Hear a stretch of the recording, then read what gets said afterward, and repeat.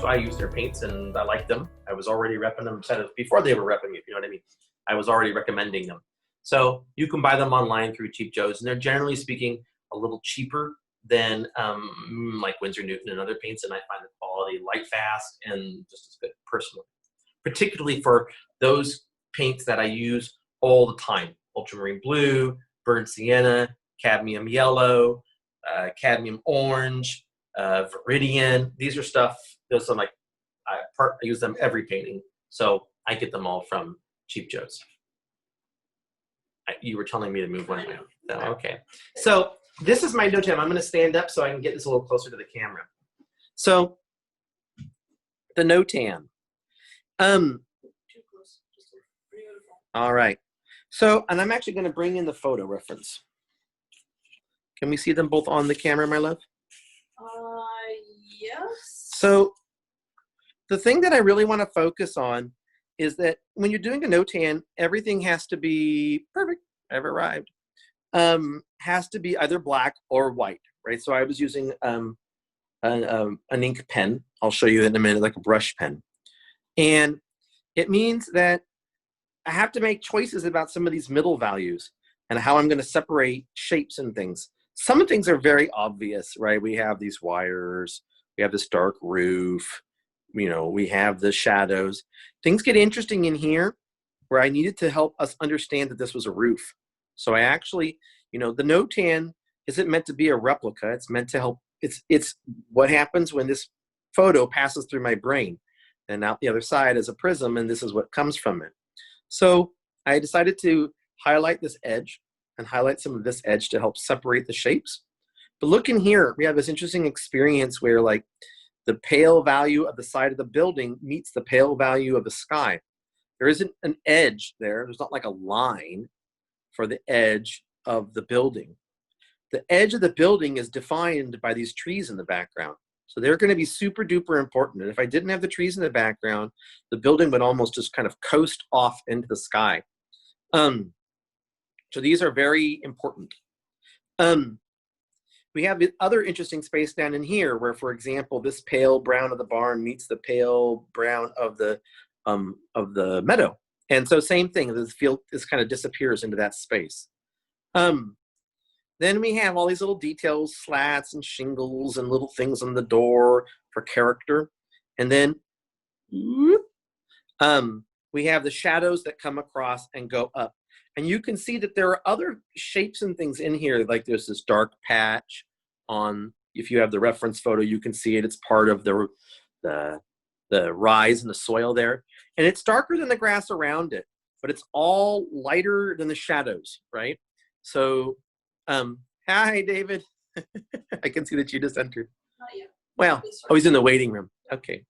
So, so I'm not putting that little dark patch in there because it is significantly lighter than the shadows, right? I have to demonstrate the forms. So those middle values are the parts that either get assigned to the pale values or they get assigned to the dark values.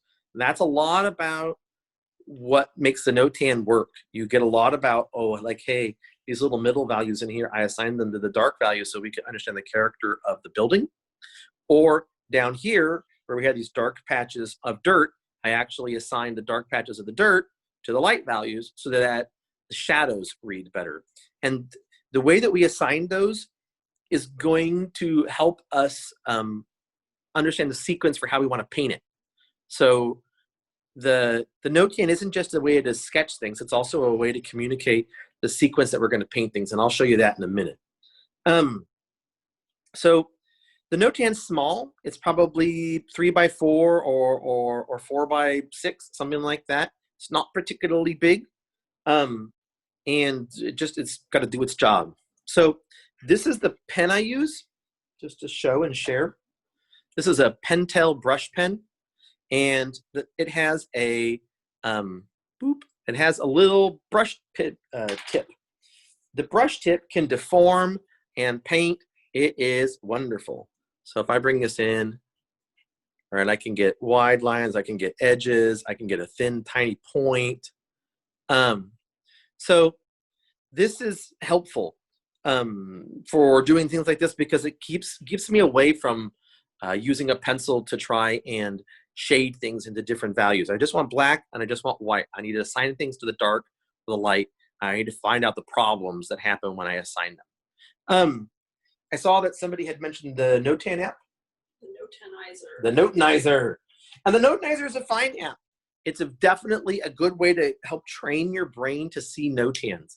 One of the interesting things about Notanizer and other Notan apps is that it only communicates what, it only turns what's already in your photo into either dark or light values. And that conversation that I was just having about the middle values in your Notan, that's the problem with sometimes with Notanizers. It decides to assign a value either to the light or either to the dark when it makes its Notan, right? And when you make a Notan yourself, you have to decide how you want to assign certain things depending on its location inside of its context, right? Geographically in the painting. So the Notanizer is useful, but nothing beats making a Notan yourself, right? Because you have to choose those things, and that's how you train yourself to understand how you're going to paint it. So I just wanted to say that about Notanizer and using of that. So without further ado, I'm going to set aside the Notan. And did anybody have a question about the Notan? No, but we do have a question that says, what ink do you have in your pen brush? The pen brush comes, the Pentel company sells their own ink cartridges. And so I'm going to undo this. And this is the little cartridge. Can you put it closer to the... And then I'm going to do this. This is the cartridge. There we go. So what's nice about these cartridges from Pentel is before you open them the first time, they're sealed shut. So they're great for traveling. I've had them on airplanes and it's been fine. You know, and you can travel around. So you can keep a spare. I keep a spare, like I have a little folding pencil case, and I keep a spare ink cartridge in the pencil case if I'm going to be gone for a couple of days, like I'm going to go to a plein air show or something like that. It is, broadly speaking, supposed to be water resistant, but there you go. I am rubbing a bunch of spit all over it, and it's fine. So once it's dry, it's really very water resistant. I could do a wash over this. If you do it very thick, it's not water resistant anymore. And if you try and paint over it too soon, it doesn't do it. Do you always do a Notan? Ask Scale. No, it's a short answer. That's the truthful answer. But if I paint a subject and I have a difficult time with the Notan, with the subject, and I fail at it, I'm not happy with my result, I'll often go and make a Notan. So it's a thinking tool. Sometimes if I'm bored or I'm somewhere and I'm stuck, then I'll pull out my phone, and if I have a sketchbook with me, I'll do a Notan then, right? Just as a way to think about future potential images. Sometimes I do a Notan and I can't figure out how to make it read by using black and white, and that's usually an indication to me that that's going to be a problematic painting. So sometimes I explore images ahead of time, and then some of them I don't turn into paintings because the Notan is communicated. It's going to be hard. So I don't do one every time, but I do a lot of Notans. I like doing it. It's fun. Honestly, I enjoy it. So I did not sketch ahead of time, and I want to do a quick sketch, and I wasn't sure if other people had done their sketch. So the first thing to say is I divided it into quadrants. So, right, I have one down the middle, and I have one across. And then also on my paper, I have 4 little tick marks that I've made. Right, we're getting into the paint along part. So the goal is that the quadrants help us geolocate things on our paper, right? And I'm not the type of person to do a super detailed sketch generally. I want to paint with the brush and not with the pencil, but there are some important things that we need to include.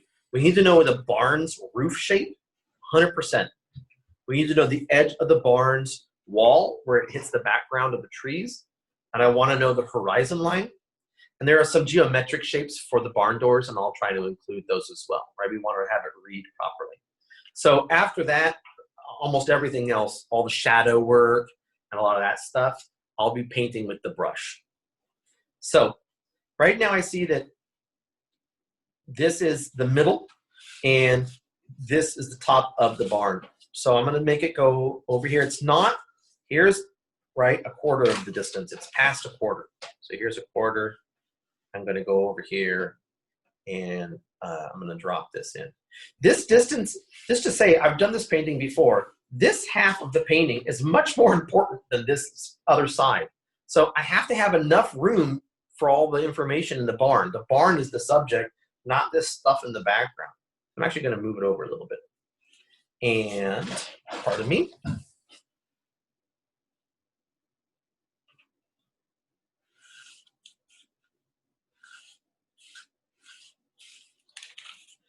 And this one comes down almost to the halfway mark here. Something like this. So I'm going to predetermine the final, where I'm going, and then down it goes to meet it. And this one, the barn is tilted, right? The vanishing point is way off to the side.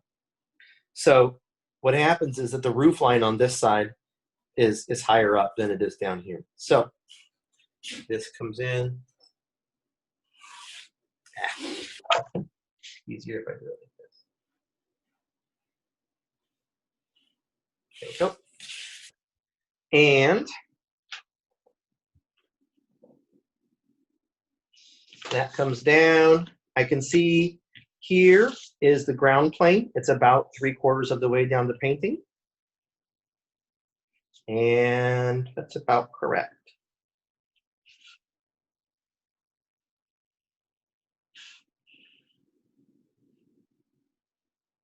Something like that.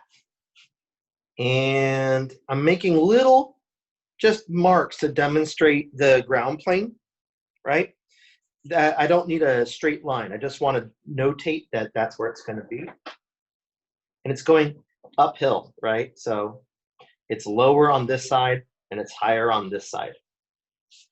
And I see there's little fence posts and things. I'm going to put a couple of them in just so that I remember where they go, right? And I can see also here's this slope coming in. This is the ground plane for the trees, and it stops below this little notch. Here's my notch. The notch is actually a little bit high, a little low, so I'm going to raise it up. And now the ground plane for the trees goes in, and I can see that the top of the trees it's underneath this roof. So I'm going to drop it in here, and I'm just going to make rough squiggly marks to create the trees. And they are broadly speaking flat, right? And they also are approximately at the halfway line. They're actually even above the halfway line. I'm just going to increase it up. So that's to help us see the trees. Then we have some detail inside of the structure. So here's the roof line. It comes down. And this little door starts at that funny little notch that I created and drops down. There's some interesting shadow work over here. These are these dark shadows on the left. And then this other door is much bigger, right? Almost goes to the halfway line. And I can see that, but here's this window in the middle. So the window in the middle, this door is going to go farther over than the window. So the window in the middle is, of course, in the middle. So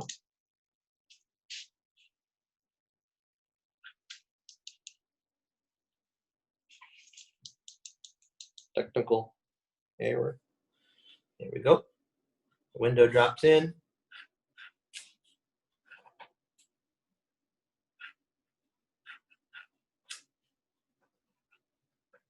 And the door is farther over. So somebody wants to know if you are putting in the little tree on the left or not. I'm not. Why is is mean to me. I'm not going to put it in because I think it distracts from the primary subject, which is this house. And it just happens to be that there was a bird there 2 years ago that pooped a seed, and that's why there's a tree there. So it's, to me, super unimportant. And I don't think it adds something. Sometimes chance things do add something. That's totally true. But I don't feel like that tree does. I don't feel like I needed something there for balance or something like that. So I'm gonna not include it.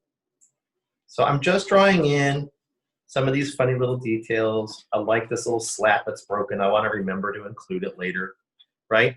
And here's the shadow line for the eave, and that's important because it's going to reinforce the edge.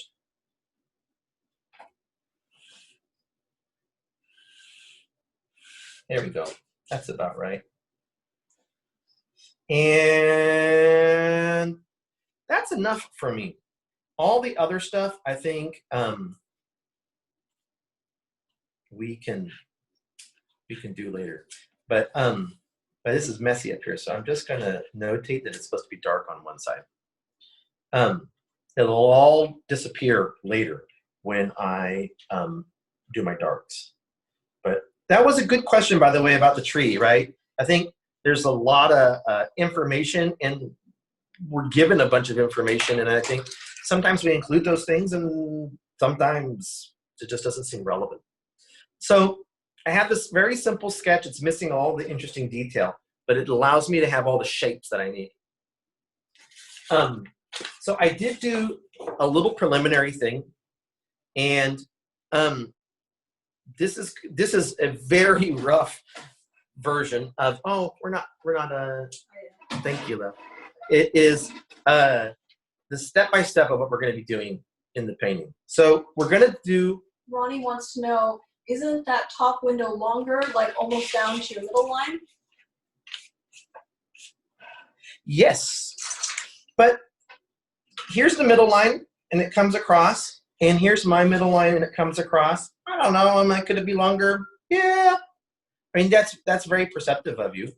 Could we make it longer like this? Sure. And I could do that, like, why not, right? But I also think, why yes? So, I think it's astute that you saw it. I just don't know if I think it's so important that it would be critical for me to include it. So, but you're right. Yes. Naughty Steve. Compositional questions. Sure. To me, what's interesting about this, of course, is not the window and not the doors. It's how they relate to these very interesting cast shadows. So I really want to focus. I'm not going to draw these shadows. I'm only going to paint them. So the sketch is weird. Like, it's not super important except to locate what my brushwork's going to do. And of course, it's got to be, you don't want it to look wonky because it's got some perspective in it. But I don't think it's a bad thing that you've included this window that needs to be longer. So that's true, right? And everything's different when you're doing a demo. You're like, okay, we got till 9 o'clock. Go. Gail wants to know, what are the shadows from? Like, where are those? Yeah. So these shadows, to me, I know this, but it seemed obvious. They are coming from trees that are across the road. So the sun is shining through these trees, casting these trunks across it, and then they branch out into all these leaves and the patterns of the shadows on the actual structure, right? That's what they came from. So step one is we're going to do a blue wash for the sky, and we're going to preserve the edge of the roof line. And that'll allow us to do our brown for the face of the structure. And then that brown is going to come down, and it's going to come into a more of a yellow brown down below, which is where the grass is going to be. Right, this is all the highlights. Anything else we want to put on top of this will become darker later unless we add some white opaque paint to it. So if I don't include this rim of white, then the blue and the brown will just mush into each other. Sometimes I want that, but for this one, there's a reason, which is step 2, which is that wet into the face of this structure we are going to paint shadows. So if I paint these shadows and I don't keep this edge, my shadows will blow up into my sky. So I have to preserve this little rim so that my shadows will only go down and then they'll stop at the edge of the roof line. So one happens, and then into it, wet into wet, goes part two. Then we're going to take our break. This will happen pretty quick. We'll take our break. We'll blow dry our stuff, and my Vanna will blow dry it for me. Thank you, my love. And then part three is the darks, and this will be wet on dry, right? So this will be wet on wet. This will be wet on dry, and it's where we'll put all our darks, and we'll start forming the shadows and cutting edges. So this will be the step-by-step process of this, just to give you guys a sense. And at the break, we'll have a chance for you to unmute yourselves and ask questions. Yeah. So the first thing I'm going to do, since we have to start painting before the end of the demo, is I'm wetting the back of my paper, right? I have a big fat brush. I'm using 140-pound rough paper. This is Saunders Waterford rough. I like it because it doesn't buckle as much, in my opinion, as Arches does for me when I do this technique. I like to do this technique because it stretches the watercolor clock and slows things down, right? It just means that when I'm doing a wash, it's easier for me to do a wash and mess with things, and it doesn't, I don't get blossoms as easily. It's easier to do a smooth wash. Basically, the wash I do on the front of the painting, the water that I put in on the front connects to the water in the body of the paper that I put on it from the back, and the two connect. And then I have this reservoir of water deeper inside of the paper waiting for me to connect to. So it's super useful for slowing things down so that things don't dry as much. That's all I mean when I say the watercolor clock, right? Which is I just want it to, I want to slow down the drying time. So I press it down with my hands, right, or my arms. I totally washed my hands ahead of time so that I'm not putting oils all over everything. And then I go through this little process. I re-wet parts of it. Sometimes I re-wet parts of my board as well. I have some sort of viridian that I just licked. So when I die from poisoning, we all know why. To get it so it won't stick onto the paper. And we'll be good enough for this space. So, right, this now is the surface of the paper is dry. It is dry to the touch. There's no moisture on the surface. If I want to paint a hard edge, I can totally do that. It has nothing to do with the water that I put on the back. What the water on the back does is slow down the drying time so that I can fuss around if I want to. The other thing I'm going to do now is I'm going to get, I have like my handy dandy butcher's tray. And I'm going to tilt my board a little, 20 degrees, 15 degrees, not very much. I bet the back of my board is 3 inches off the surface of the table. And I'm going to start mixing paint. I would like to finish this phase in the next half an hour so that we can dry things and then have 45 minutes to do the second phase. So I grab a big brush. This is a mop. And I'm going to mix up nice sunny blue. Right?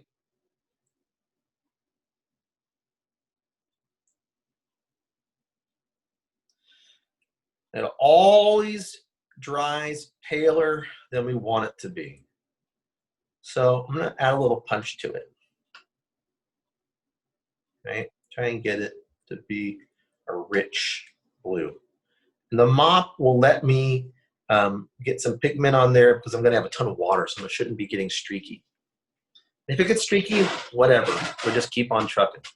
So I got my big fat mop. It's full of water. I got a lot of blue. I'm going to paint the sky down to the roof line. And you can see here, I actually went over the back of the roof. So this back of the roof, I actually am going to paint over with blue. And then later, because it's going to be the shadow color. I see it can be shadow color on the bottom, or it can be the shadow color on top. I'm going to paint it down to this little rim where the roof sticks out. And I'm going to cut that edge. And that'll be where I'll start getting fussy, right? I do want that edge to be straight and clean. In here, maybe the brown will bleed over into the sky, but it doesn't matter. It won't matter, right? I'm not making a rendering. So we're going to come down, and then I'm going to start mixing my brown. Let's do it. Start at the top. A lot of water, right? Making a little bead. Down we go. Cutting my edge. Oh, I'm not going to cut this edge, right? I forgot. Who's running this show? I tell you.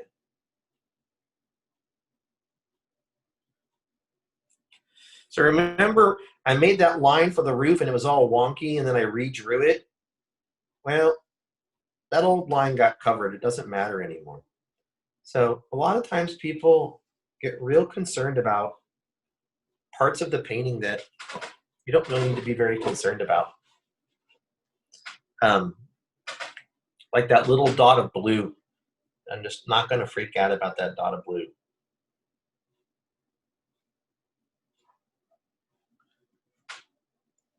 So in we go, down into the trees. Once we hit the trees, we're golden because the trees are going to be a very dark value later. That's pretty good. I'm going to grab a smaller brush. I'm going to grab a synthetic because I need to cut this little edge and it's difficult. Now I got a moment. Come here, little dot. Liar. It doesn't have to be that I'm freaking out that moment. That's the real point. So now I have a nice sharp tip. I can pay attention to this little edge. I'm going to carve out this little shape. And it goes. Okay.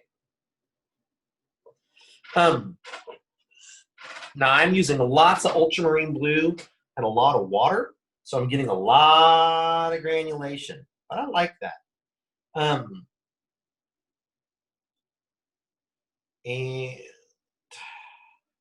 that was another line where I drew the first line. I didn't like it, so I redrew it, and I knew that the first line was going to go into a dark area. So now I'm going to do a little trick. We're going to turn it upside down, and we have this shape now, and we're going to paint inside of this shape. Right? And I'm going to actually add a little more color up top. I'm totally doing what you're not supposed to do, but the good news is we can do it. Why can we do it? Because I wet the back of the paper, so I don't have to worry so much about things blossoming, right? The way I would if I was on a dry piece of paper, like a Joseph Zbukvich painting, right? That stuff, it'll, he's always duking it out with the water. That's why you can paint so fast. So we're gonna use the water on the back, and I'm not concerned. Okay. Just want a little bit of body on the top of this painting. Get out there, little hair. So, like I said, when we're doing this stuff on the bottom, when we're doing the stuff on the back of the painting, we can really go to town. We don't have to worry so much about everything drying. Okay, down it falls again, back into everything else. Did it make a difference? I don't know, but it was a good teaching moment, so we're gonna roll with it. So,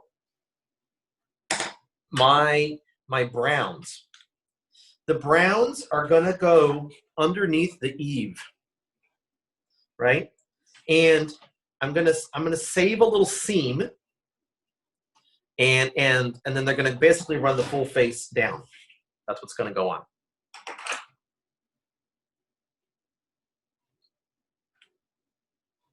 So I'm gonna grab some ultramarine blue,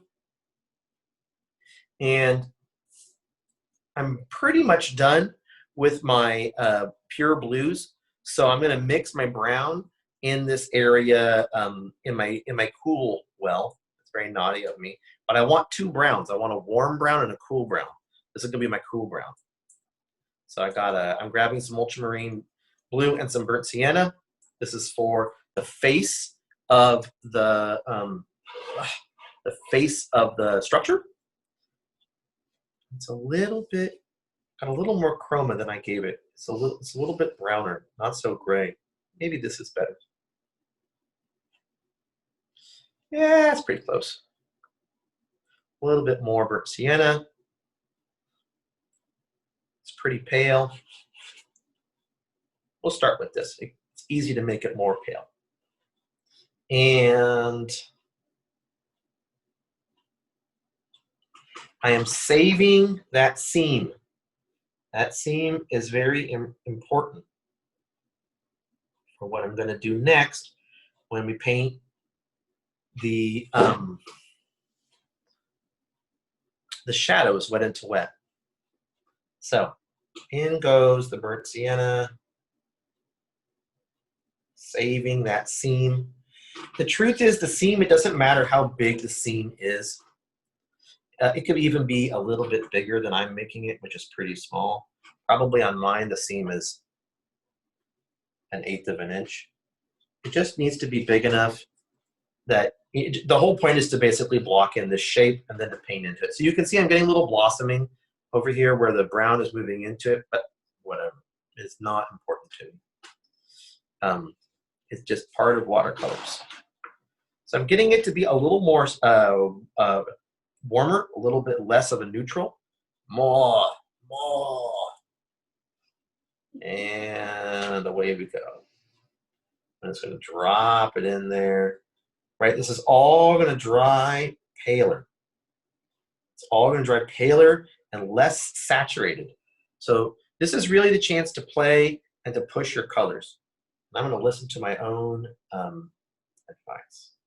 Here we go. And you get granulation, you get all kinds of delicious goodness. So we're getting a little bit of blossoming there. The robe will march on. I'm going to daub it very gently next to it, just to kind of close it off. And then I'm going to do is repaint it. There we go. Should get a little less now. And we have this gigantic bead of water. So I'm going to grab it, suck it, and I'm going to use it. I'm going to add a little yellow, and I'm going to use it over here. That little seam won't matter because that's going to be covered by the very dark trees, right? And then for this section down below, it's much warmer. This is the dried grass. It's not yellow, but it's much warmer. So in goes this, and I want to save some little speckles. Here we go. Fast, and I paint with the belly, right? I'm pressing down very gently.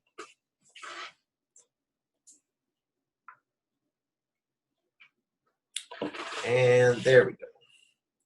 It's all going to dry paler and more diluted, right? The color won't be less chromatic. That would be the correct term. Now the water keeps on pushing down, and I want to get this little grassy area in the foreground. It's going to be speckly and bright. Probably not in the camera at all. All right. Okay. So I'm picking up this now to look at the sheen. So I'm looking at it at a light, and my whole this area is all still wet, right? Nothing's dried up yet. Only this area over there dried. So now I'm going to take away my butcher's tray. I'm going to lay this flat. Oh, somebody was speaking. Somebody dares to speak? Maybe she can ask her question. Okay, that's okay. I'm happy to have you ask your question if you really want to ask a question. So, we have little funny things, but I just don't care. It just isn't that important. So, the shadows.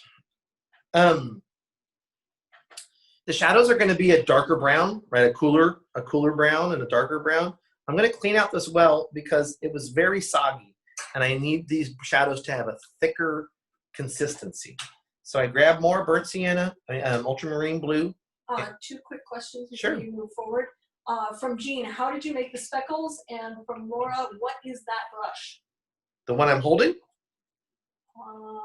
Maybe Laura can clarify for us. Or the one I was using? Why don't you tell us both, and then we'll... Sure. This is an Escoda Perla. It's a synthetic, and it's a 12. So the ferrule is about 1/4 of an inch across. And I use this for a reasonable amount of detail work.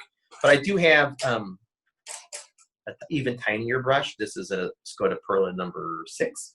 It's about 1/8 of an inch across, something like that. But I use this only at the end. This is a Recab Squirrel Mop. Recab is an Israeli company that makes these mops, and they're good, and they come to a pretty good point, and they're significantly cheaper than a lot of other mops. So like I have this absolutely monstrous Da Vinci mop, and it's a fantastic mop, but it was pretty expensive. This Escoda Perla is an 8, and it's about 1/2 inch across, and it was like $45, something like that, which is pretty good for a squirrel mop. The Speckles. So I'm going to while this is gently, I have to let this dry a little. Otherwise, my shadows won't hold their shape. So this has to wait a moment. So I'm going to put this aside, and we're going to use this drying moment to do the speckles. The speckles, it's a great thing to practice your speckles not on the painting if you've never done them before. That's a great way to ruin a painting if you ever want to find out what happens. Sounds like personal experience. Very much personal. Many a sparkly bay of water have been ruined. So I grab my mop. The mop is not super soggy, right? And so you can see the mop is like deformed. It's because it's not super soggy. Like it's a tiny bit dry. And I'm not going to paint with the tip.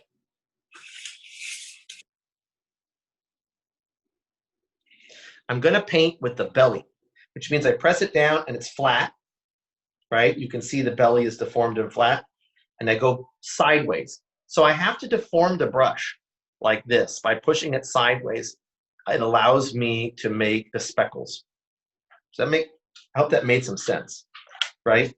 The belly is flattened and goes sideways, and that's what I get the speckles from. I could do it with a very wet brush too. It's just harder, right? It can be done. Rough paper makes it infinitely easier also. It's harder like on hot press. So that's how we do the speckles. And it's great to practice speckles before you do your painting. And I was here and I just thought, speckles would be nice. It wasn't part of like my agenda to teach you how to do speckles or that it had to be in this painting. So I'm looking at the sheen, we're there. So what's gonna happen here is I'm going to paint these shadows wet into wet, and they're not going to explode into my sky very much because I have this seam that's separating the two shapes. So I grab my brown, I grab my blue, and you can see that compared to before, I hope you can see, my palette is much drier. If I tilted my palette now, right, the blue doesn't run anywhere. So there's not a lot of water right now in the pool well. And we go for broke. Starts here, comes down to here, goes to here. I'm kind of preliminarily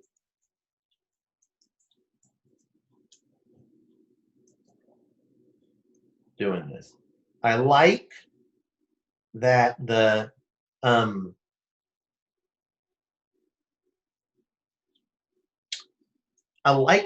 shadows are soft, right? These trees were farther away. And I find part of the charm of the building is this confluence of soft edges and hard edges. That's interesting to me.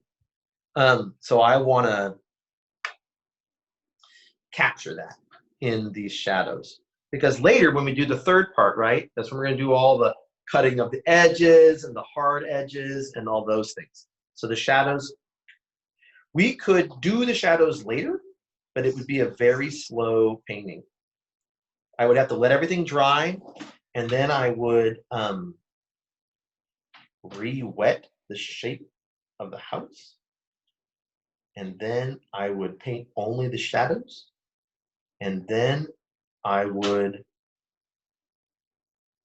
let it dry, and then I would paint my darks. So you can do that, but not in a demo that I have to finish by 9 o'clock, right? And if I was doing some kind of important painting, well, you know what? I wouldn't anymore. But 3 years ago, I would have done it that way. Now, I love painting wet into wet. It's like a high wire walk. I find it very exciting and fun. You have to pay a lot of attention. And I like that. I find that interesting. So I even in a painting that I like, I go for it now. But I feel more confident than I used to. Here we go. So don't forget, this is not going to be my darkest darks by far. I'm going to have much darker darks in round 2 when I have my hard edges and those deep shadows. This is just the shadows of the trees. Now, I recognize the top is drier than the bottom, but we just got to roll with it. That's what painting's about.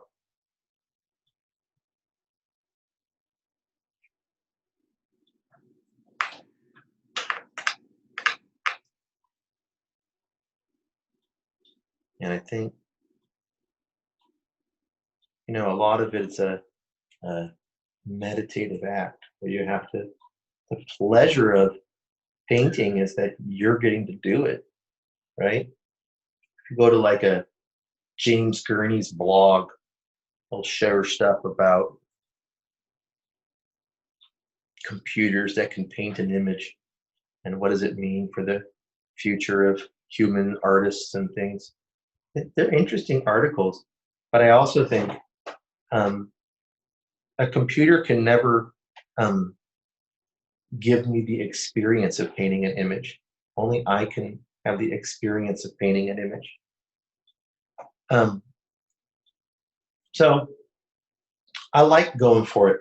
That's part of the fun of doing it and screwing up.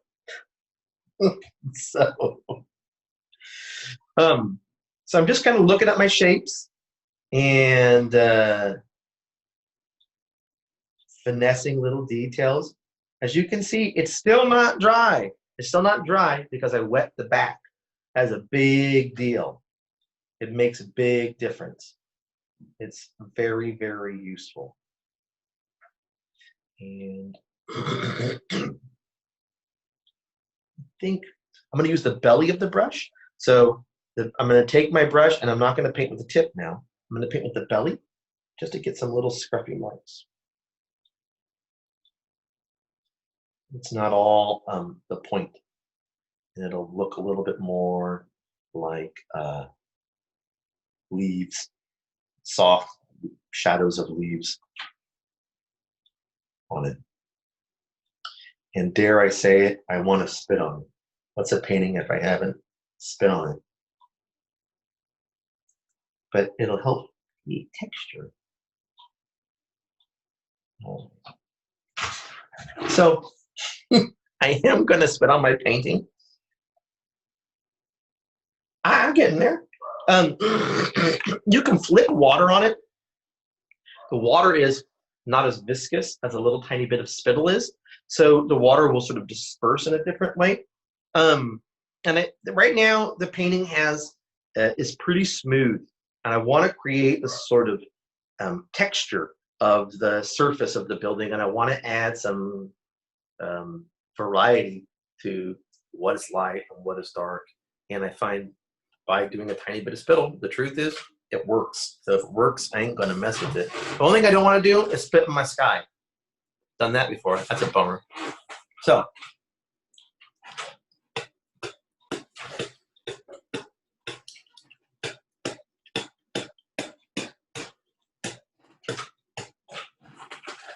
there we go. Just a little bit of texture to make it look like something. I mean, they're all marks on a paper, right? And some of the marks come from a brush, and that's just as a mark that comes from my mouth. So I want to make a mark that I can't make with my brush, and that's a mark I can't make with my brush. So at this stage, we are pretty done.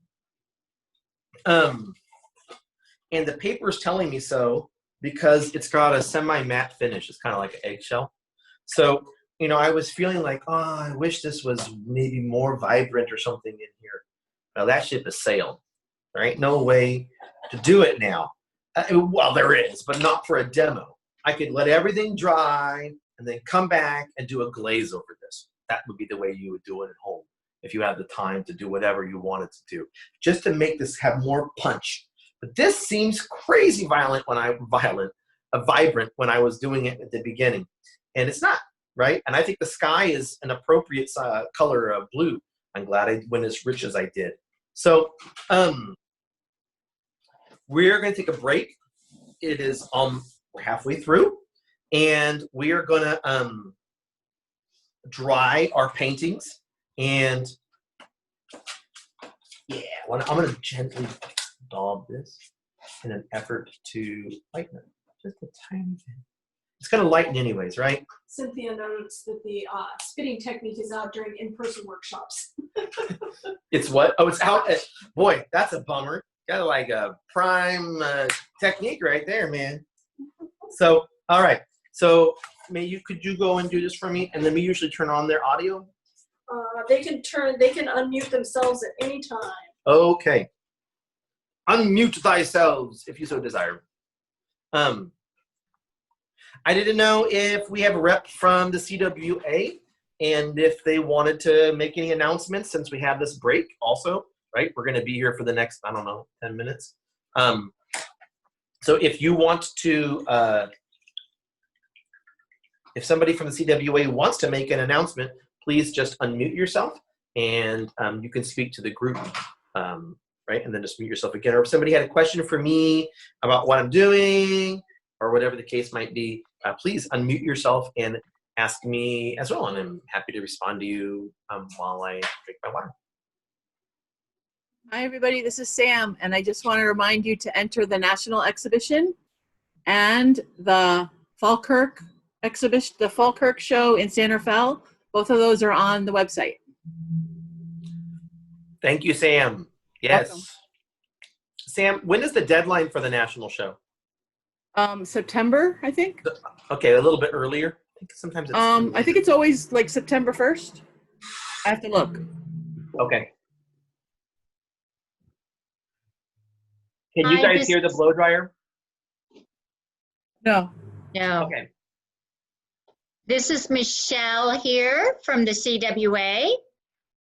I just wanted to say that I'm so excited to have you here with us, Stephen, and putting on this fantastic demo. I know I've learned a lot already.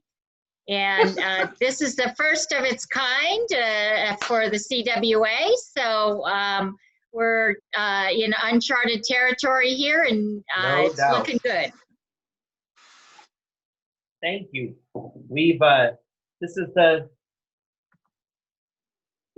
fourth Zoom demo that me and my wife have done. So you learn things as you go along. So you guys came in at a good time. It's harder at first. You were having a difficult time. So, but we're picking it up. Hi, Stephen, and everybody on the Zoom channel right now. I want to thank you so much for doing this for us. This is Carol Hessline. And I'm just so happy that you could do this for us. And I believe we have a lot of very happy participants on this show tonight. Catherine said we had something like 87 people. 84. Wonderful. 84. That's a good That turnout. was just fabulous. Super fun. I'm pleased. So, thanks for bringing me in. I just want to say thank you, Stephen. This is great. This is fantastic. Wonderful. You're welcome. Who was that? Who was speaking? John Ediger. Okay. Don, I'm thank you.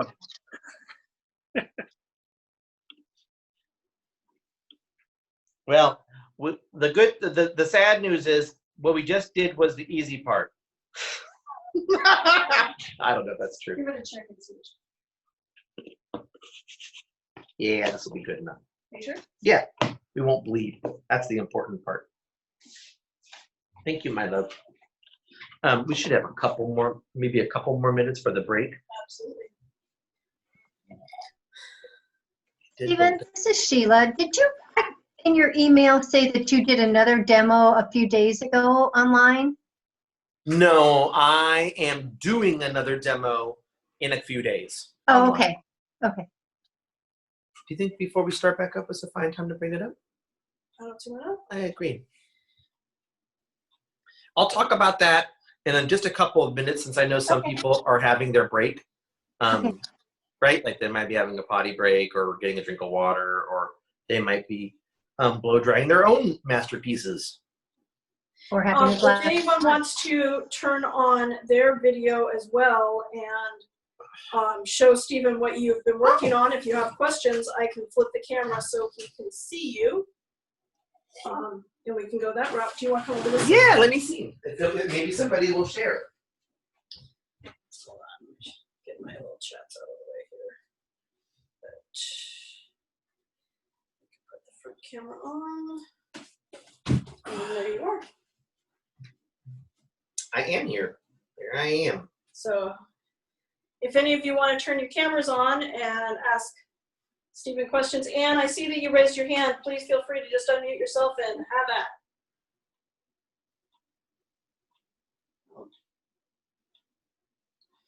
It was Ann Kim. Oh, yes, but I cannot see you. I see John. Can you see me? Can you see me? And you do not have your She's video there. on. Your video is not on. Hold on just a second. We're going to ask you to start your video. And if you click the yes button on the little prompt that comes up. There's John showing us his. John, bring it back for me for a moment. How's this? There we go. Not bad. Wait away. I I'm gonna be flunked quiet so I the can- Speckles. The hard part is to get your shadows to be wet into wet, right? I can see that your barn dried before you dropped your shadows in, right? You know what? I didn't wet the back of my paper. That's the problem. Isn't it amazing how fast it dries? Yeah, it is 140-pound arches. Right. And then so this is a 140-pound Saunders Waterford. Right. But it would also dry pretty fast if I didn't wet the back. I'll try that next time. Thank you. Yeah, it makes an amazing difference. Juanita, did you have yours? We can't hear you. I can't hear you, but I can see you. Anita and Holly Jessup say thank you. And this Hey, is Mom. I see you. And Hey, that's Mom. pretty good. Awesome, you guys. Lots of fun. Thanks, Stephen. You're welcome. You'll see, I'm going to get you guys to wet the back of your paper. Here's mine. Yeah, we forgot to wet the back of our paper also. Sammy, that is neat. That's very vibrant. I like don't that. wet. Yeah, I didn't wet it either. I didn't know. I started out the normal way. Ah, yes. But I like it. I need to see the different colors. Yeah, I didn't use the same colors. Okay. See, how do I do this? My backing is somebody asked what my backing is, and my backing is Gorilla board. It was Gator board. So it's like a 1/2 inch thick or 3/8 inch thick with a cuticle on top that's waterproof. That's what I use it. I cut it into my sheets. I don't remember if we're going to get to share the video or not. We'll have to talk with the CWA after this. Yes. For the person who asked about whether or not the recorded video will be shared out, Cynthia, that was you. We have to talk to CWA about how they want to handle that, and we'll go from there. But if it's possible, we will absolutely do that. There was some conversation about it, and the truth is, I don't remember. Hi, Peggy. Yes, I can speak to that. This is Michelle. Oh, there. There. Can you see me? No? I can. And Peggy, I will respond to your painting in a minute after Michelle speaks. Okay, gotcha. Okay, so I was told that the CWA has a YouTube channel and they would like to post it on there afterwards. I don't have the details of it, but I will get them for you. Oh, all right. So yeah, we're recording this. So in all your glory, everybody's part of this experience. Peggy, I like your wet into wet shadows. I did wet the back of my paper. It's on Gator board, and it was very wet into wet. It seemed like it was kind of running more than maybe I would have liked. Not more than yours anyway. Maybe my paint was not, concentrated enough. Were you using, what kind of brush were you using? Well, I was actually using a little, unfortunately, I was using a little Raphael soft aqua mop. Yes, and that's what I would say. It looked like a mop. Yeah. So when I do these wet into wet sorts of marks, like in this or trees and things, and I want them to be wet into wet, I often transition into it to use a synthetic. Mm-hmm. Because the synthetic will hold less water. And it's very strange, but when you're painting wet into wet, you don't need very much water. It's the short of it. There's a lot of it in the paper. So I really try and regulate the amount of water I introduce to my painting by changing my brush, right? And the mop, right, is designed to hold water. That's what it does perfectly. So so it's that's something to think about for the next time, right? Okay. Thank you. I did. Yeah. Of course, so many things to think about, and that's what I didn't. Once you've screwed up 50 times, you'll get it. I'm almost there. Yeah. Woo! Thank goodness. All right. I was thinking it's time to start back up. It's a little after 8, and we're gonna hop back in.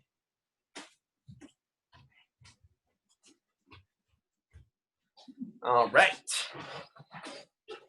And ladies and gentlemen, if you could please mute yourselves and turn your video off once more, that will help us a great deal in making sure that the camera stays on Stephen and his work.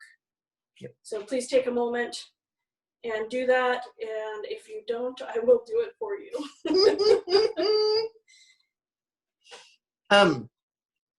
Whilst you good folks mute yourselves, we'll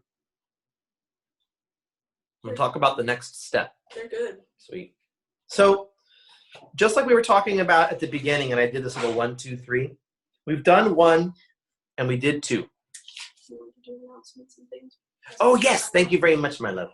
So folks had asked about my other demos that are coming up, and just to say, because this isn't about me making a bunch of dough, but trying to help people, if you go to my blog, which is seamlessexpression.com, and then you can click on blog. If you go to my blog, which is seamless with an A, like a seam in a stitch. My most recent post shared about the CWA event, and it also shared about the demo that I'm going to be doing on this Saturday from 1 to 3 p.m. Pacific Standard Time. So I'm going to post more about it probably on Friday, and then it'll be available on Saturday. I'm going to be doing a fundraiser for Black Lives Matter. So it's we're going to be doing a demo. It's free, and it's live, and it'll be much like this demo. And I'll be asking for donations to donate to the National Black, oh, good grief. Honey, my love, it has a National Black Justice Coalition. Nicely done. And which is an organization which helps the LGBTQ community for people of color. And we are, all of the donations that I get will be 100% donated, and I'm matching every donation that I get up to $1,000. So I'm also going to be selling my artwork at a reduced price. I'll have a bunch of paintings that will be listed in the blog post that I'll be putting up on Friday. And all of those paintings, anything I sell, will be donated 100%, and anything that I sell, I'll match the price as a donation as well. So if you're interested in that subject and it means something to you and you'd like to find a way to help and you like art, this is a nice 2-for-1. You can do get yourself a gift. You can get somebody else a gift, whatever you want. So that's what's going on. I'll be selling some paintings from Yosemite, and I'll be selling some florals that I've recently done, and I'll be doing some Napa mustard paintings that I'll be selling as well. And the goal is to sell them and donate them and to match them. So if you're interested in making your money go further, this is a great way to do it. So having said that, onwards and upwards, the darks. So this is really where we start to pull the painting out of nothingness, right? It's just a big blob right now. I'm going to use my little Chinese calligraphy brush. This is from that company Inkstone. It's like Inkstone without an E, Inkstone. And they have these absolutely fantastic, pretty dang cheap Chinese brushes. And they have a flat head on them. And then if you tilt them, they can make a razor sharp edge. But if I want to make them turn into a point, I can get a pretty good point on them. And if I want to splay them like a mop, I can get pretty interesting organic shapes out of them as well. So they're super diverse. They're my favorite brushes for like quirky things that you just can't do otherwise. So I'm going to grab some ultramarine blue and some burnt sienna. I'm going to mix a warm dark. This is going to be the roof. We're going to march our way down. So my painting is actually still cool to the touch, just to say. It's dry on the surface.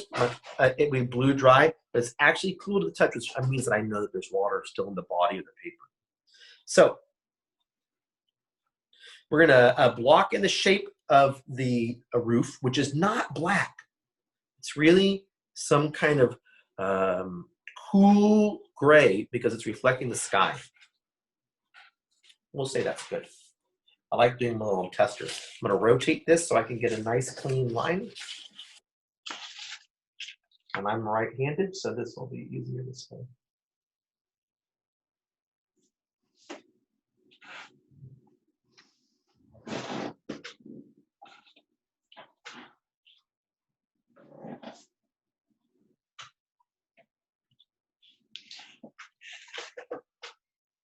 Pardon me.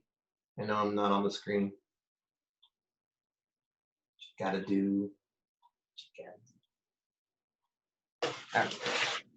I got my line.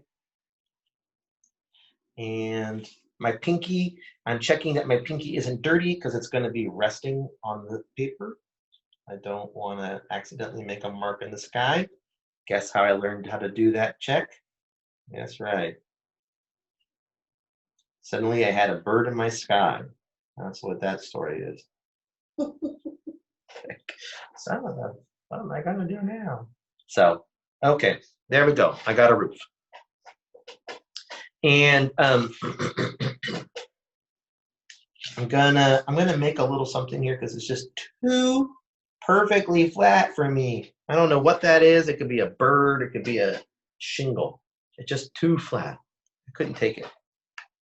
And I'm gonna paint in the I'm gonna paint in the eave. So for this eave, right, the note-tan showed me I want a dark here, and but I want to save my little white edge. So I'm gonna come in. I'm gonna start at the top. It's easier for me because I'm right-handed. But I need to save this little seam go. That little seam is important because it's what starts the other side of the roof, right? Right. What if I eat it up? It's weird. You don't read the roof correctly. And down we go.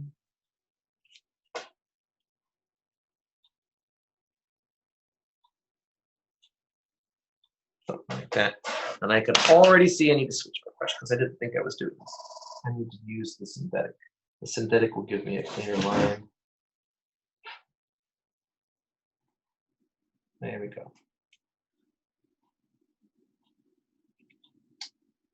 There are a little something's in here, and I'm just going to provide the idea that there's detail without getting too much into the detail, right? I don't want to, the painting is not about these eaves. The painting is just about the barn and the shape, the shadows. But there is a little story, and the little story is the story of this structure, right? So I want to communicate the structure. That's actually important to me. So there are little ways to sort of like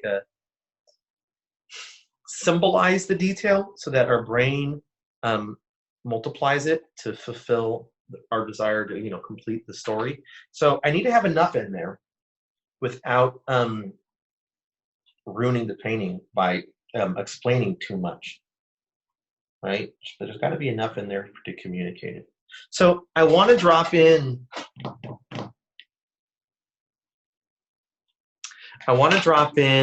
my wires.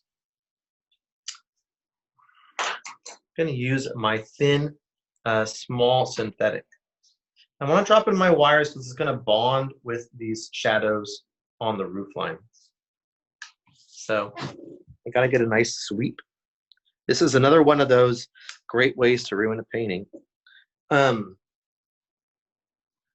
They sweep, they start down here, and they cross this, and they're going to go up somewhere up here. And we get to just go for it. And, you know, I want to check this.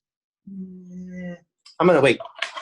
I'm going to wait because I don't want it to bloom into it. Those will be the little jewelry bits. If I do it now, this is too dry. It'll just blossom into the roof, and I don't want it to do that. So I do want little things here on the roof I can see wet into wet.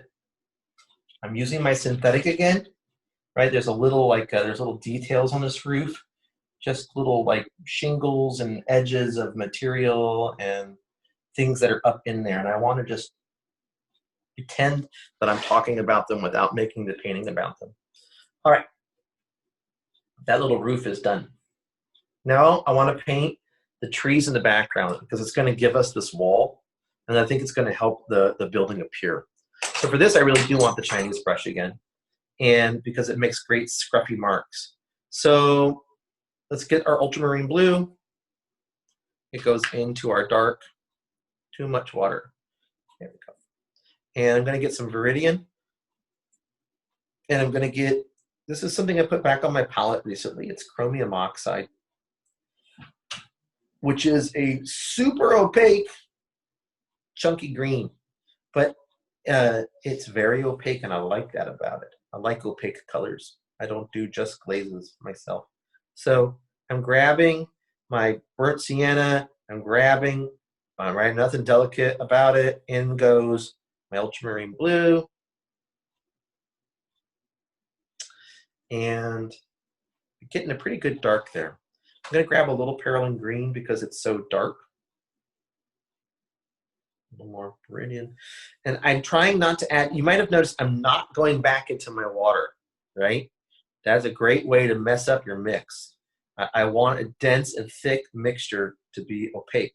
So, and to help us make these trees in the background.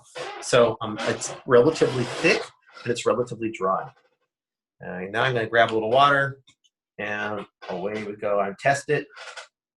I like it a little greener. All right.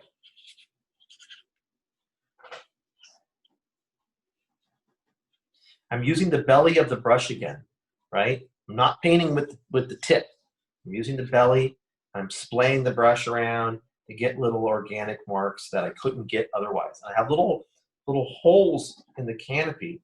That's part of the magic of what makes trees tree-ish, is that you can see through them. So we don't want like a candy bar on there, right?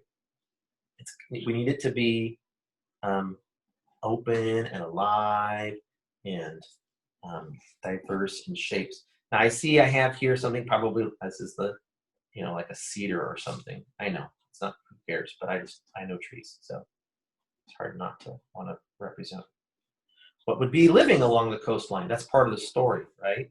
Part of the story is we're in Mendocino. It's a cool sunny morning, and we have these little trees along the coastline. And I splay my brush. Now I need a sharp edge, so I grab more paint, and I need to create the edge of the barn, and I'd like it to be a pretty clean edge. So I'm watching the edge of my brush. There we go.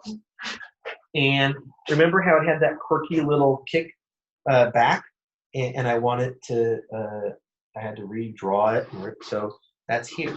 So I'm gonna go like this. This little flat is great for stuff like this, you know? There we go. And you can already start to see the structure come out, right? That is a super important little edge. And that was obvious to me once I had done the no-tan, right?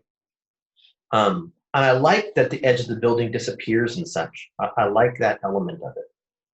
I think that's an interesting bit. Something in the photo that I liked about these trees is that they have a kind of soft edge on the bottom and a hard edge on the top. So I'm going to take my synthetic, and I always keep 2 bowls of water. I have a dirty bowl and a clean bowl. I put it in the clean bowl and I daub it off, and I'm going to attempt to very gently soften the edge. This is also a great way to ruin the paint. Here we go. I start farther from it, and I go up and I kiss the edge. And part of the reason it works is that I gave the paint a little reservoir into which to move, right? Which is the little area that I started beforehand. And that little area beforehand is pretty dry, right? I didn't put much water in my brush. And then I go up and I kiss the edge, and there's an area for it to run into. If I do the opposite, and I start at the edge with the water, it somehow like magically keeps pulling the paint farther down. So it doesn't, the paint won't stop moving. It'll just sort of chase the new water you keep adding. So this other way works much better. So, you know, if I wanted to scratch this or whatever, this would be the time to do it, just to add something in the background like tree trunks, right? That there's some depth to that little space. So we have reached the point where we're going to paint some of the structures on the building itself. So for this, I would definitely grab a synthetic, because we're going to want some precision. And it might be this number 12 with a 1/4 inch ferrule, but it could also be an 1/8 inch ferrule. So that's that one. And then here's the other one. So in we go. Ultramarine blue, burnt sienna. I'm using, that's not ultramarine blue. I'm using this synthetic, and that lets me not introduce much in the way of water, right? So I can keep it pretty dry, pretty thick. There we go. So now we return to the infamous window. And I'm just sort of letting nature communicate to me what was going on through this photo, right? So there's this interesting little interplay of shadows and then light and then shadows again. Some of the trunk, some of the shadows from the cast shadows will disappear into the recess of this window. It's good, right? That's part of the charm of the sophisticated shadows that we're seeing, right? Is that they interrelate and interact and do different things. I'm going to come here and gonna very delicately. There we go. Clean up my edge. Try to get it a little bit straight so that it looks like a window, so it tells that story of what's it mean to be a window. I'm going to use the belly of my brush and swipe it across. It's going to create the idea of these blinds. So there's something there. The belly of the brush is a often not used tool by novice painters, right? It's something that I think we really want to paint with a tip. And I think you're missing out on the fun. I am much like the kick out on this roof line. I am trying to share the idea of the window without like making a box around the window. That's a great way to make this window the focal point of everything. I don't really want it to be the focal point of everything that I'm doing, right? This is a cast shadow. Here's another one. This is from the wires that I didn't want to paint, right? And I can see little interesting architectural bits. I'm gonna just propose the idea of them, right? There's a little bit underneath this eave here. I'm gonna turn this, I'll try and turn it this way so I can show you what I'm doing. Just gonna create an idea of the eave. Don't want to tell you the whole story, right? It's like, well, dates me to a certain age. It's like Star Wars sequels, right? I don't want to know everything. I want to imagine some of it. So the window is done. There's a funny little thingy-mabobber here, and I'm going to put it in. Starts up here. I'm going to wipe off some of the paint. It was too dark. Down it goes. There's like a box. It's just stuff. Stuffy stuff is my technical term for it. It's just stuff. It doesn't matter a lot, but it lets your brain grab a hold of the painting. Right? It lets your eyes grab a hold of the painting. And that is important, actually. Right? So we can decode the little story of this barn. So this is the part where I talked about how I wanted to paint the painting with my brush, not with my pencil, right? So there's lots of little things in here. I'm just looking a bit at the reference photo, and I'm picking some of them. And what can I say? Which ones do I pick, and which ones do I not pick, and all of that? Well, that's a bit of you and a bit of me, right? But I am trying to catch the light moving across it. So there are these little things like where we have patterns of shadow, then light, then shadow, then light, then, right, shadow, then light. And that is part of the story of what's going on in this little subject. So I do want to include those things. Now I did find this little area down in here interesting. So I do want to provide the kind of detail that I provided on my notan. So I just want to go back for a moment to the notan and talk about some of the details that I included. This is one of those things where here's the notan, right? And I've got all these little details on the door, and I got a little bit of the hatching, I'll call it, for the siding and such. If I did a notan of this with Notenizer, I am sure that these little values would go in the whites, and they wouldn't be existing. They're not essential, but they tell a little bit about the story, and they allow my eye to grab a hold of the building. And I decided to include those and to push that contrast the other way. And it's this kind of stuff that I think is the value of exploring the notan yourself. Or if you're going to use Notenizer, start with it and then figure out what audio like isn't working. Is other people's audio not working? Oh, I can definitely hear you. So I hear you speaking. Do you not hear me speaking? She's fine. I'll take care of it. I was just making sure that that I was not muted by accident. Nope. So I would know those I things. know you would, my love. I should just trust that you got it under control. So here we go with little details on the barn door and such, right? Those things that a no-tan might not grab, but I like these little details and I wanted to include them. So I'm actually referencing now, not the photo, but my no-tan, right? There was this interesting kind of pattern. I don't want it to be too strong. Sometimes it's too strong. Okay. Daub it, make it lighter. And, right, this goes here. You want something to hold on to. I don't want it to be a big, flat, empty barn. That's not very interesting. And I want my tiny brush. I'm slowly approaching the end of this section. And I just want little scruffy bits, right? This is where the shingles have been broken. And I like the texture that it provides and some randomness in terms of value in the subject. But also, and it allows me a way to grab hold of it, but also this is definitely a little piece of the story.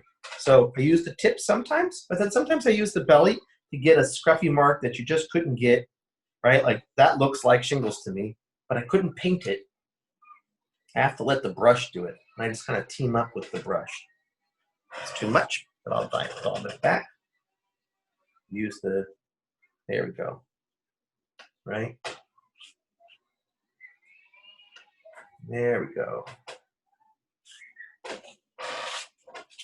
And I have my little tissue, handy tissue, to provide a little lifting for it.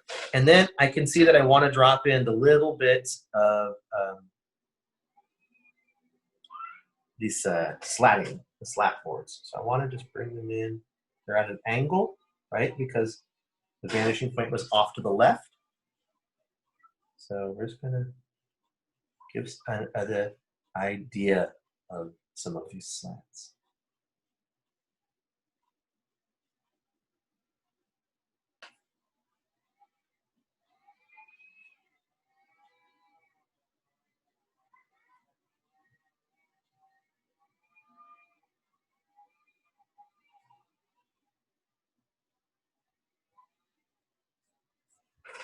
There we go. The face of this barn is actually very active visually. Because of, not because of the barn per se, not because of the structure, but because of all these interacting shadows. Very interesting to me. It's part of what drew me into the subject. So just continuing this little process. And as you can see, I'm not putting them everywhere by any means. That would ruin the painting, right? Because then the painting would be about slats. It's not about slats, that's for sure. And now I'm going to do the shadows over here. Yep. So, squeaky chair. My goodness. So I'm sticking with this little brush. I think it's appropriate for the size of the shadows that I'm putting in. I'm mixing up ultramarine blue and burnt sienna. And away we go. So once again, I'm moving from dark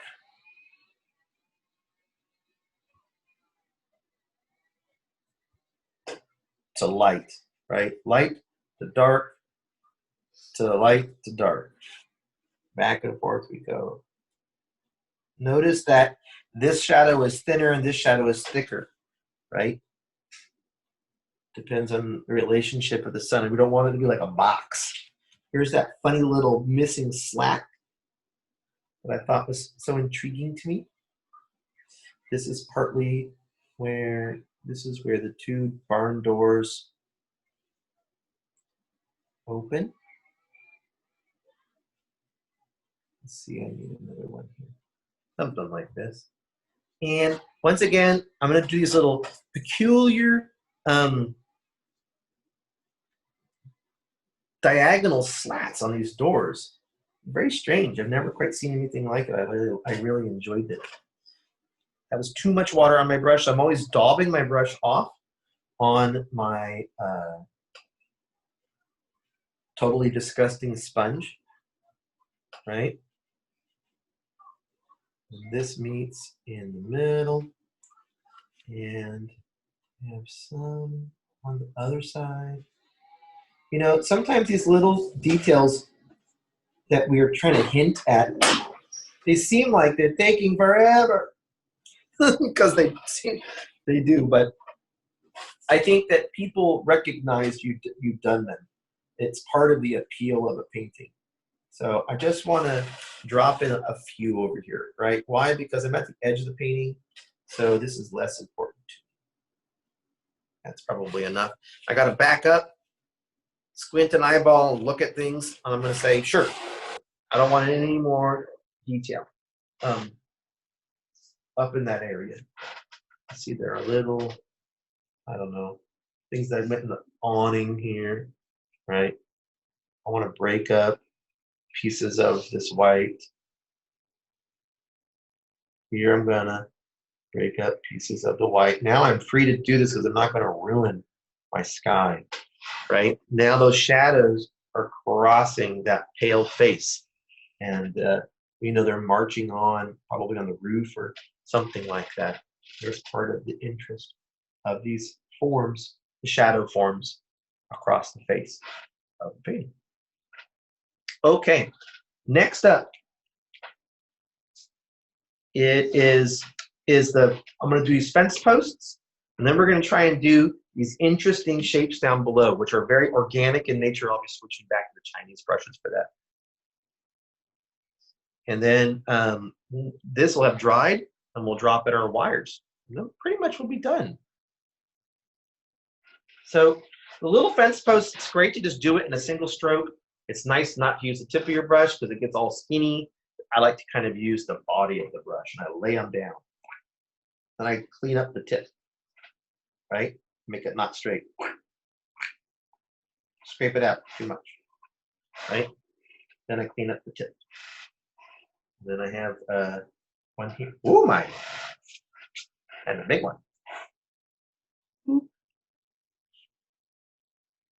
There we go. Nice to have one that's not always vertical.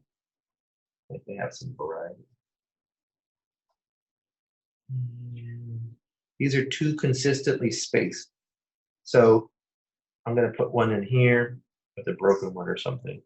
Now the space is broken up a little bit. It was just too much always the same distance between them, right? So we have this little story of a fence, a little broken down fence. I like that kind of story.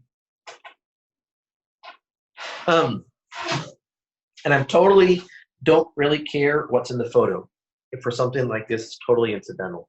I wanted to have to reinforce the ground plane of the structure, and I wanted to tell the little story of the fence, and I want it to be interesting enough that it feels gently random and not like soldiers in a row. I don't care for that look. So so that's the gist on the posts.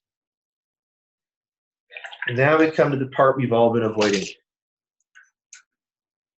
The the shadows. Boy, I wish this was more vibrant. That's just the way it goes. After we're done, I might put a wash on top of it. Right? Is that cheating? I don't know. There is no cheating. So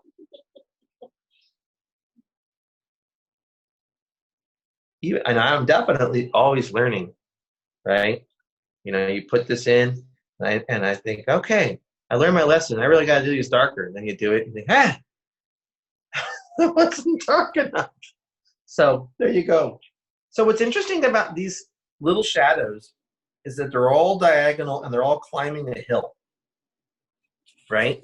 So they're not going straight like an arrow. It's worth recognizing that they come up and they go up a little slope and then they continue. They go up a little slope, and then they continue. So that's part of the interest and the charm of these shadows, right? And then, yeah, there's, I'm gonna dry off the brush, I'm gonna splay my bristles, and then there's lots of grassy bits. Yes, that's true, right? This is where we're using this bristly thing to make totally fantastically interesting grass-like shadows, right? So there's my little practice test. It's nice to do a practice test if you haven't done such things before. And if we were doing a class or something, then we'd probably be doing practice shadows for 20 minutes. And then you do your painting and mess them up. But that's okay, because that's part of learning. So,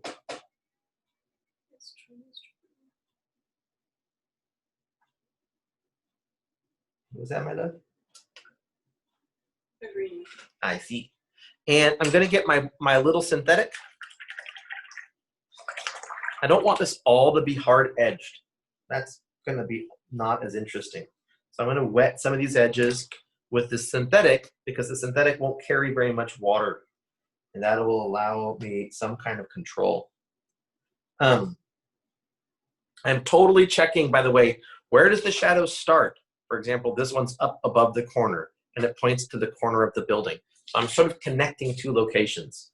And that helps me not just do some crazy thing that doesn't relate to anything, right? And then I go, oh, how'd that shadow get there?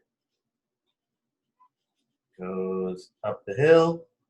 And then I gotta dry out my brush. I'm gonna grab a little bit of this yellow from before, this pukey yellowy something, a little bit. I wanna make my shadow be a warm color. I don't need it to be all dark, right? Something like that. Yes, my turn. Sam asks, what color are your grass shadows? Yeah. So a while ago, I fell in love with Naples yellow. Naples yellow is another pretty opaque color. And it's a kind of very gently greeny kind of yellow. So, and it's opaque, but it's relatively pale valued. Most opaque stuff like ultramarine blue is pretty dark.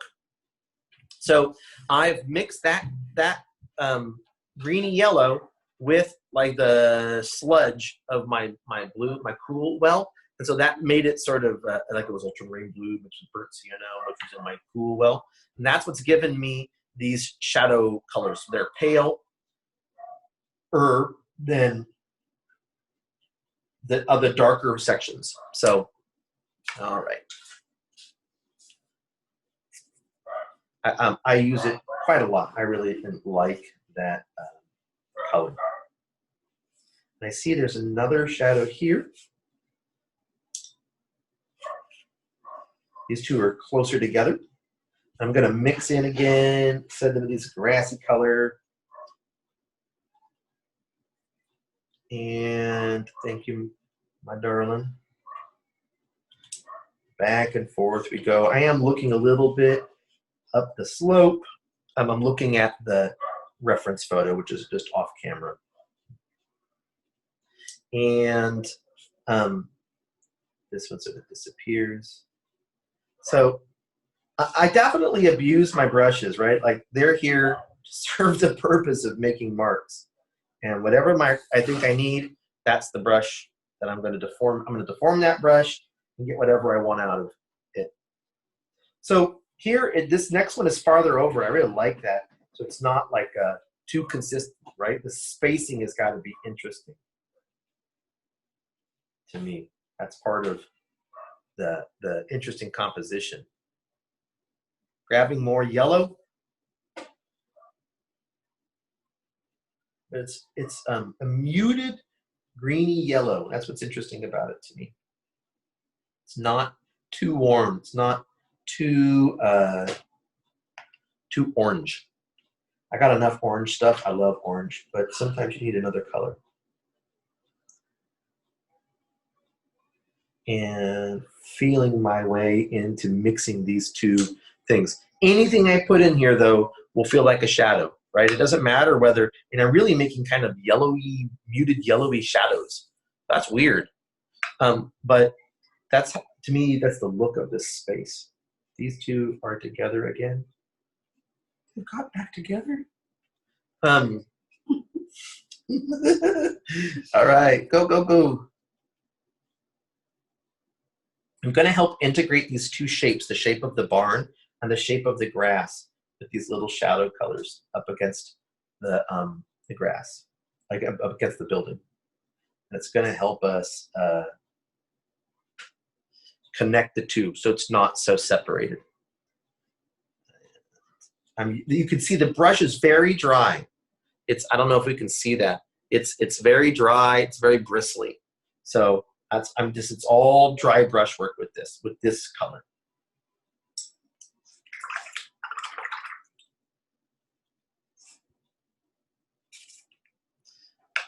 Onwards. Go. You can see.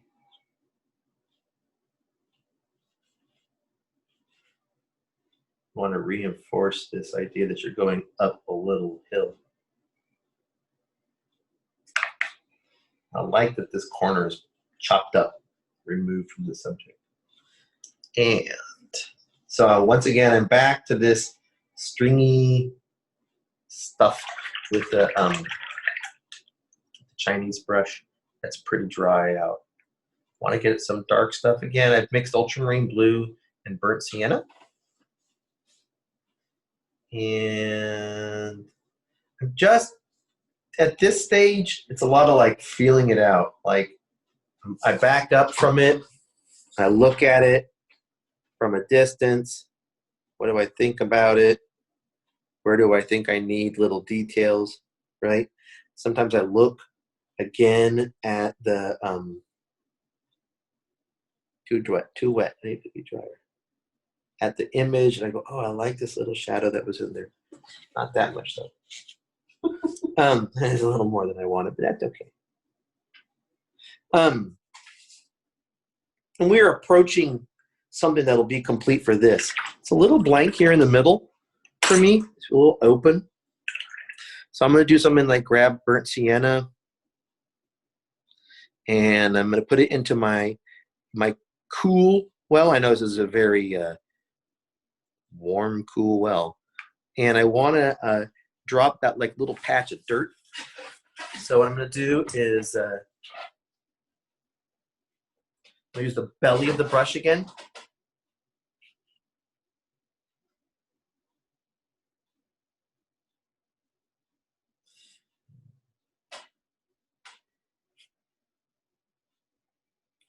Then I'm going to take my synthetic, I'm going to wet some edges.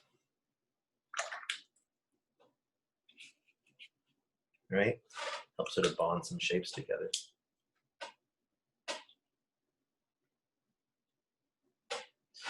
And probably I could go over this with a little glaze if I had wanted to, if there was time. That would be something to think about and do. Every painting's a little process. That's part of it. Oh, the guy's in the sky. One more opportunity to ruin everything. Don't you fear. There's always more opportunities to ruin a painting. That's the way we gotta roll with it. You gotta be fearless every time. What are you about to add in? I'm gonna add in these wires because I like how they open up and divide up the sky, kind of activate it. So they start above the trees, they go through the peak of the roof, and they exit above the corner. Right? And like I'm definitely thinking about it before I make these little marks. So it's going to come here, it'll pass through here, it'll go out here. That's the idea anyways. We'll see what happens when we paint it. My paper is very gently warped because it's been drying, so you know, that's just the way it goes.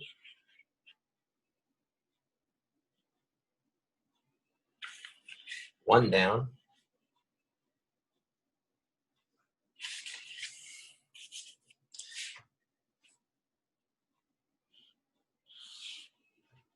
Two. And I need to get it to cross the face with a little bit of strength because I wanted it to relate to the, there we go, to the face a little bit, right? And I see there's like over here, there's a little, one of those little, I don't even know what it is. It's some sort of thing that they make on the wires and it feels like it's where they access it. So what's it called? I don't know. Yeah, that's what we'll call it. It's a junction box.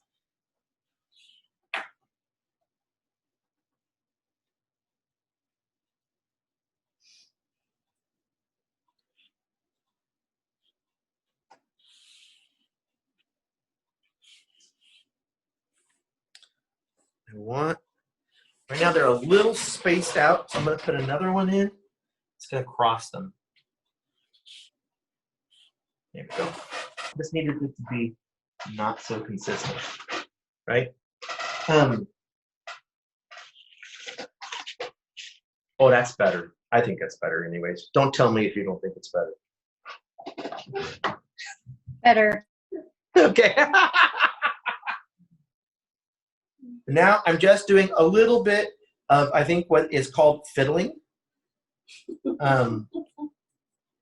which really means that as your painting dries, some of the shadows soften up and you'd like them to have more punch, right? And sometimes I like to, at this stage, dry off my brush, and I'll do little bits for like dry brushwork, just little bits of texture, right? If I use the, again, it looks like that was so quick and I'm using the tip, but I'm not. I'm really flattening the brush and using the belly. And that's why I get little bits of texture, little bits of dry brushwork. So, and I'm just gonna pop a little bit of this in there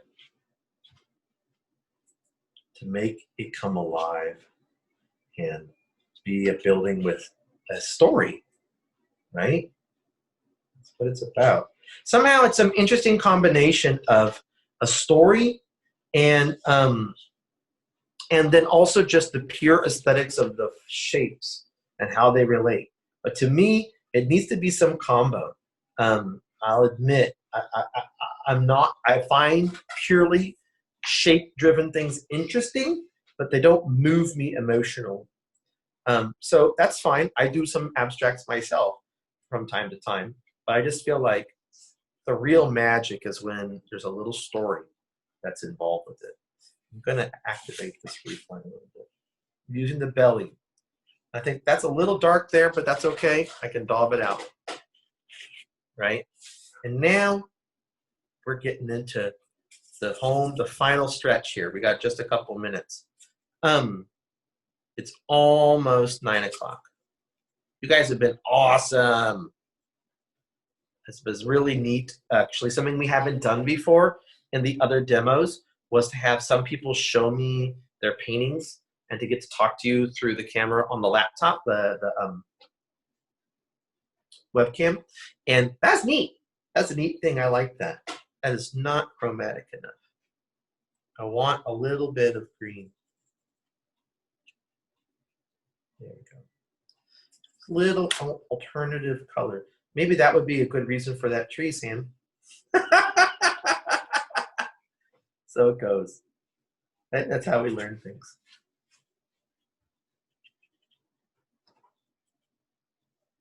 I like in the foreground, there's just little bits of twiggy stuff and stuffs, right? This is a great spot for a signature because it's kind of empty. And I always, if you're going to sign your work, to me, it's part of the art of that you're making. And it's a shape and it's a value in a certain area.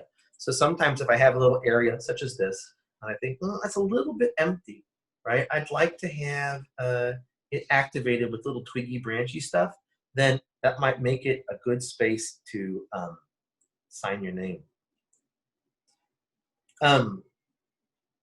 As I began to scruff up this little area down below, did folks have any final questions? I'm going to sign my name here in a second, and I think we'll call it quits for the night in just a couple of minutes. I think we want to open it up for people to be able to speak. They are welcome to unmute themselves at any point. Okay. Mhm. Yeah, this is better. It's a little bit empty, a little lonely. No, we don't want it to be lonely. We want it to be full of grass and stuff, right? All those little details that we get in the foreground of the painting.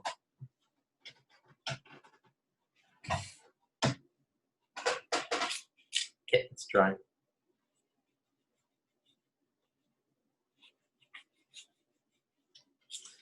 That one's in. That's better. It's a little bit active down there. Like my signature is really just some grass. I like that idea. And I think we'll call this one done for now. I'll be curious to see what it looks like in the morning in a little bit more daylight.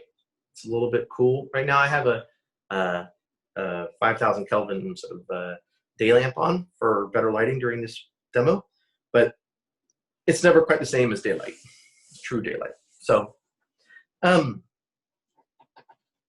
thanks for joining me. It's been a pleasure painting and getting to talk to some of you, and I hope to see some of you at the fundraiser that I'll be doing on Saturday. I'll be painting something else. I don't know what it's going to be yet.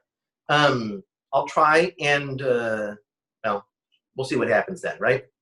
But I'll be doing a demo and selling art and making donations and having a good time. And hopefully I'll get to see some of you guys there, and you guys can talk to me then too. What time is it, Thank you, Vanessa? Stephen. This is wonderful. Thank you. Thank you. You guys are welcome. I'm glad I could be of help. And you're welcome. Thank you. It was fun.